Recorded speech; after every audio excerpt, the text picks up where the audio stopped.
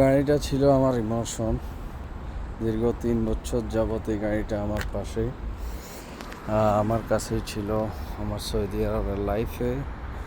এই গাড়িটা আমি প্রথম হাতে নেই যখন আমি ড্রাইভিং লাইসেন্স পাই। একটা চাকরির রিকোয়ারমেন্ট ছিল, ওখান থেকে ব্লা ব্লা একই কোম্পানির সাথে জড়িত দীর্ঘদিন। লাস্ট 1 মাস,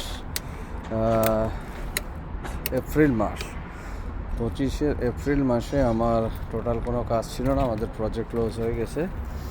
তো 15ই এপ্রিল আমি গাড়িটা হ্যান্ড ওভার করে দিই কোম্পানির কাছে।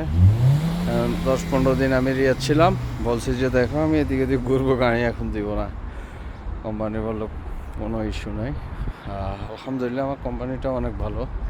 তো এই গাড়িটার সাথে অনেক স্মৃতি বিজড়িত। কষ্ট হচ্ছে, তবুও ছেড়ে যেতে হচ্ছে। Bye bye jelly.